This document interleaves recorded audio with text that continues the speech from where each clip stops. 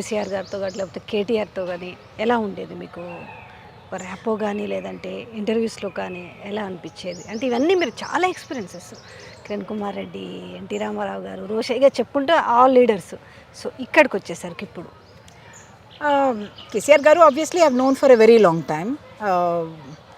I remember going on a chopper ride with him at that time saying నాకు ఇప్పుడు అన్నీ ఏం బాధ్యతలు లేవు, ఓన్లీ తెలంగాణ సాధించడమే నాకు ఒకటి. మా పిల్లలు బయట ఉన్నారు, ఇద్దరు కేటీఆర్ గారు కవిత గారు, వాళ్ళు సెటిల్ అయిపోయారు. నాకు ఒకటే లైఫ్ మిషన్ ఇదే ఒకటి ఉంది. And I remember him telling us at that time when party కూడా ఏర్పడలేదు అప్పటిదాకా. ఆ టైం నుంచి అంటున్నాను. From that time to this time many things happened. Politically opportunity వచ్చినప్పుడు ఆయన బాగా యూస్ చేసుకున్నారు ఏమైనా సిచ్యువేషన్ ఉంటే. So I think is a very unorthodox politician who thinks out of the box at one level. కొన్ని విషయాలు ఆయన అంటూ ఉంటే చాలా ఫ్యాంటాస్టిక్గా అనిపించవచ్చు. ఇప్పుడు ఈవెన్ ఇప్పుడు some people may object the big irrigation projects in the కోట్లు అని, కానీ he created something which is quite unique. And who would have thought that ఇంత పెద్ద రిజర్వాయర్ నుంచి ఇక్కడ నీళ్ళు వెళ్తాయట, ఇక్కడ నుంచి నీళ్ళు వెళ్తాయట. అవన్నీ మనము even for big engineers to envision something so big, it may sound like something very జరిగే పనా అసలు? ఇట్లా ఇన్ని ఎత్తులు so many kilometres it has to travel, the water has to travel. But I have found that sometimes even if we discount some politicians, some people have that thing, ఏదో ఒకటి వాళ్ళ మైండ్లో ఉంటుంది. వాళ్ళు అది చేసే ఒక కెపాసిటీ కూడా చూపించారు. In this particular case even when Telangana was formed, people may have been a little skeptical. ఇది అసలు there was ఒక విధంగా అంటే Andhra arrogance was also there. మేముంటే అన్నీ సాధించేస్తాము, వీళ్ళు ఏం చేస్తారు అన్నది కూడా ఒకటి ఉండొచ్చు. Because they were the entrepreneurs. Originally వాళ్ళు సర్ప్లస్ మనీతోటి వచ్చారు అక్కడ నుంచి, అండ్ చాలా ఇండస్ట్రీస్ ఇక్కడ ఎస్టాబ్లిష్ చేశారు. Not to take away from the kind of enterprise that they had. But post Telangana also all of them have stayed. No capital went out. Telangana agitation దాకా ఒక ఫియర్ ఉన్నా, దాని తర్వాత అందరూ ఉన్నారు కదా, ఇంకా ఎక్కువనే వచ్చింది క్యాపిటల్, ఇంకా ఎక్కువనే వచ్చింది. They were able to show returns. So personally అనుకుంటే I have found him even now he has such national ambitions. People may say it's a small state with 17 MPs, మీరు ఏం చేసేస్తారు నేషనలీ, మీకు ఎంత ఉంటుంది అంటే మీరు అట్లీస్ట్ ఆంధ్ర తెలంగాణ కలిసి ఉంటే ఏమైనా ఛాన్స్ ఉండేదేమో అని మాట్లాడే వాళ్ళు ఉండొచ్చు. అప్పుడు అట్లా కూడా మేము అనుకున్నాం. When the bifurcation was happening, Andhra Pradesh with 42 seats Lok Sabha seats is big, with 17 seats is too small అట్లా అనుకునేవాళ్ళం. బట్ ఎనీథింగ్ ఈజ్ పాసిబుల్ అన్నది యూ డూ ఫీల్. అంటే in politics and in life also we have seen some people who are nobody is almost become big politically, and people who are in very powerful positions also now gone to people who are quite anonymous. Atla kuda avutundi. So life can change in many situations, and in this particular thing I think there were certain situations where people may have written off that KCR garu din tarvata Telangana raadu, and kani situations మారాయి. దాన్ని ఆయన కరెక్ట్గా explore చేసుకొని దాన్ని అనుకూలంగా చేసుకొని I think he was able to. మీరు అనుకున్నారా తెలంగాణ వస్తుందనా? ఎక్కడన్నా లోపల వస్తుంది, సాధిస్తారు అని అంటే ఎవరు కూడా అనుకోలేదండి. కేసీఆర్ గారు కూడా అనుకున్నారని ఇప్పుడు అనొచ్చు, కానీ సిచ్యువేషన్స్ మారుతున్నాయి and they are changing very very drastically. ఇప్పుడు when YSR garu was there, things looked very different. Once he was out of the political scene through the tragic accident that happened, things changed quite dynamically. And in life things do change dynamically. మనం ఇవాళ ఇప్పుడు అనుకుంటాము, రేపు ఏదో అయిపోతుంది అంటే something changes. So మనం Covid అనుకున్నామా ఇట్లా లోకం ఇట్లా మారుతుంది అని. నేను ఇన్ఫ్యాక్ట్ కోవిడ్ నుంచి ఇట్లా రికవర్ అయ్యి నేను మాస్క్ లేకుండా మాట్లాడుకుంటామని కూడా అనుకోను. Because I thought oh my god, the life is never going to be the same again. అట్లాగే ఉంటుందేమో, ఎప్పుడు ఇట్లాగే ఉంటామేమో, ఇంకా వర్స్ అనుకున్నాను. But things change. So I think people who keep a positive spirit and continue to work, don't give up, that really works. And I think that worked in KCR garu's place. చాలా changes చూసారా మనకి before Telangana, after Telangana అంటే ఎలా అనిపిస్తుంటుంది మీకు మీ ఇంటర్వ్యూలో? When Telangana happened అంటే దాని ముందు కూడా ఒక ఇమోషనల్ కనెక్ట్ ఉండేది. ఆంధ్రప్రదేశ్ అన్నది ఒకటి ఇమోషనల్ కనెక్ట్ ఉండేది. But the fact is figures showed you about the kind of inequities that were there in terms of distribution of resources, distribution of how each region was treated అన్నది. So to that extent I think better governance also. ఇప్పుడు మనము ఎక్కువ జిల్లాలు ఎందుకు చేసుకుంటాము? So that governance is closer to the people. So if that emotion has already come even in a family అండి, ఇప్పుడు మంచిగా అందరూ బాగా ఉంటే బాగానే ఉంటుంది జాయింట్ ఫ్యామిలీ. ఎప్పుడు వాళ్లకు మనసులో అట్లా వచ్చేసిందో మళ్ళీ వాళ్ళని ఇట్లా కంబైన్డ్గా మీరు పెట్టి యూస్ లేదు. So let them be separate and let them be happy. Will be brothers, will be sisters, will be a family, but we will not, no need to put in the same box and sit like that. దానిలో ఇంకా ప్రాబ్లమ్సే ఎక్కువ అవుతాయి. So to that extent I thought it was okay if it was a good thing that Telangana happened. And subsequently I think everybody is actually surprised by many things that happened which were quite the figures are there to show for themselves. The growth in the state is there, the industrial development is there, the investment has come. It is a fact that a lot of area has come under water. I worry about the fact that water intensive crops చాలా పెరిగిపోయాయి. Water ఉంది కాబట్టి అందరూ rice గురించి వెళ్తున్నారు. అది CM గారు కూడా ఇప్పుడు గవర్నమెంట్ కూడా చెప్తోంది. కానీ అదే టెంప్టేషన్ ఉంటుంది. ఎందుకంటే for not just now from this is not a fault of this government alone.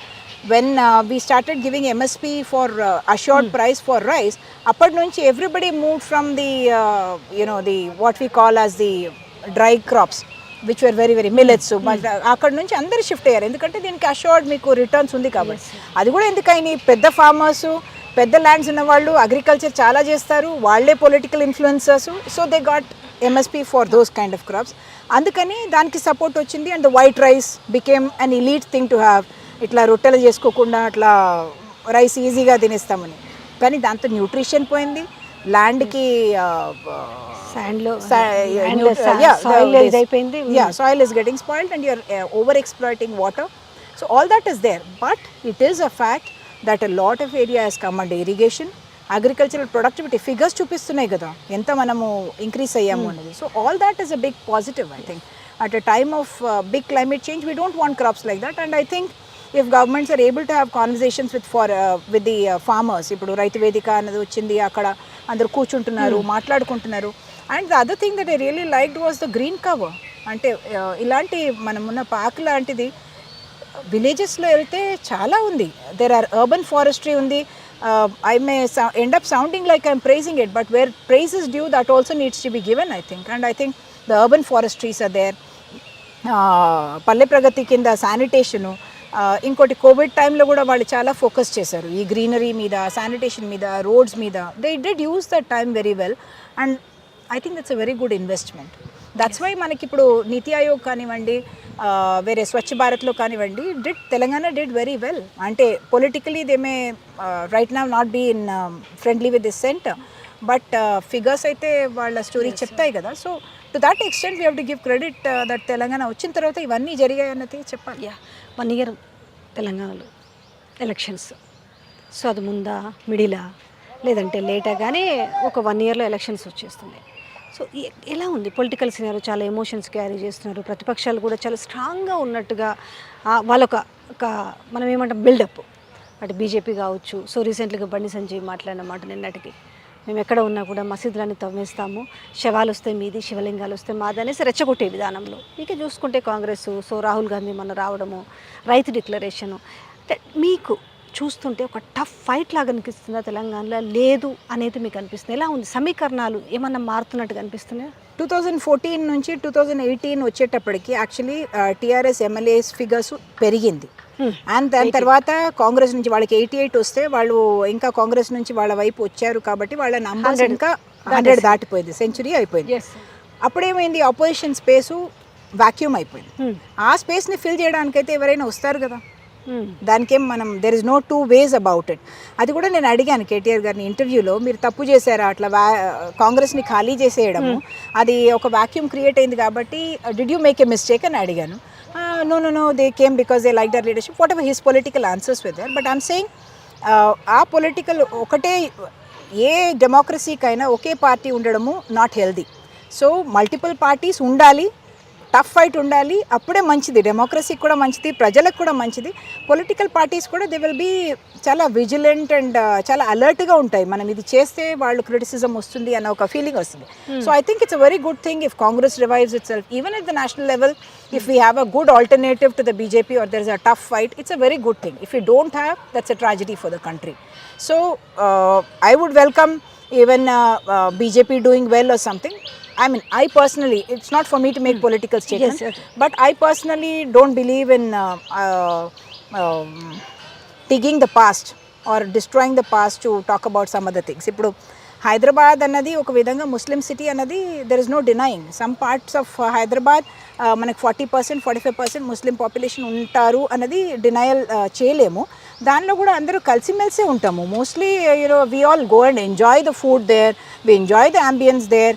And ఇక్కడ ఏరియాస్లో కూడా ఇట్స్ నాట్ యాజ్ ఆ ఏరియాలో ముస్లిమ్స్ ఉంటారు, ఈ ఏరియాస్లో హిందూస్ ఉంటారు, ఇక్కడ సింధీస్ ఉంటారు, క్రిస్టియన్స్ ఉంటారు, అట్లా కాదు, అందరం కలిసిమెలిసి ఉంటున్నాం. కాబట్టి that is the India we all want. So that I don't believe in. But other than that, if the BJP is asking questions about what the government is doing, మేము ఇది చేసాము, కాంపిటీషన్ ఉండాలి. మేము మిషన్ భాగీరథ చేసాము, మేము ఇది చేసాము, మాదే ఇది, మేము ఇంకా దీనికన్నా మంచిది తెస్తాము స్కీమ్స్ అన్నది, that's a very good competition. And I think that's very good for democracy, healthy for democracy. And the second thing is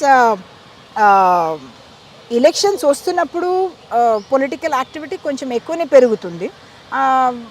one సైడెడ్గా ఉండకుండా ఇప్పుడు 3 players ఉంటారు మనకు, largely what we can see. ఇప్పుడు టీఆర్ఎస్ ఉంది, still the very dominant party.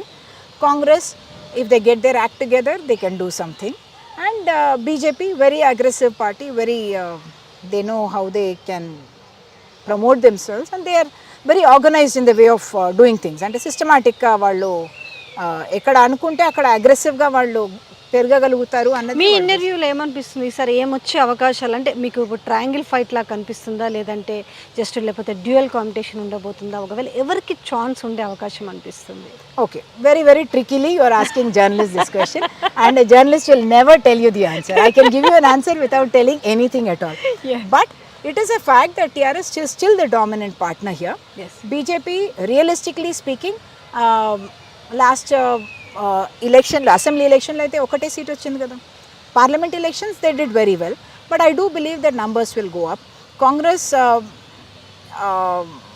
If they get their act together, అది చాలా problems ఉంటాయి. Central leadership, state leadership, spending a lot of money. Elections has become about money also. వాళ్ళకు ఒక voter base already ఉంది. కానీ what is happening now politically is that BJP పెరగడం వలన టీఆర్ఎస్కి actually advantage. Because the anti ఇప్పుడు 2 terms already అయింది. If you say there is an anti-incumbency, my Dr. Prannoy Roy, who has been a cephalogist, he believes that there is no anti-incumbency. There is no factor like anti-incumbency. I remember discussing with him and he says that who says there is అంటే ఇక్కడ anti-incumbency అని కాదు, అది ఒక factor కాదు అనేవారు. అంటే we all talk about anti-incumbency when there are 2 terms. But I've heard Mr. KCR himself say, yes, there are 2 terms we have done. So there will be some anti-incumbency against the MLAs, ministers, or even the government, there may be there. So that anti-TRS vote, if it is going to get split between the Congress and the BJP పెరిగారు అనుకోండి, TRSకి advantage. I believe that the TRS is అందుకే giving more importance to the BJP. Yes, exactly. Because that split in vote will happen. Yeah. And that is politically advantageous అన్నమాట వీళ్ళకు. అట్లా అదే calculation ఉంటుంది. వాళ్ళు తెలివి పొలిటీషియన్స్కి చాలా ఎక్కువ ఉంటుంది, వాళ్ళ గ్రౌండ్ రిపోర్ట్స్ చాలా ఎక్కువ ఉంటాయి. They see the vote share ఎంత ఉంది ఈచ్ పార్టీకి అని తెలుసు, వాళ్ళకు ఎంత పర్సెంటేజ్ మూవ్ అవుతే మనకు వస్తుంది అనేది తెలుసు. సో కాంగ్రెస్ ఇస్ నాట్, వాళ్ళకి ట్రెడిషనల్ ఓట్ బేస్ ఉంది కాబట్టి దాన్ని వాళ్ళు బిల్డప్ చేసుకుంటే, if they are able to really bring a big campaign, then I think they can give a fight to the TRS with the BJP also playing in. Yeah.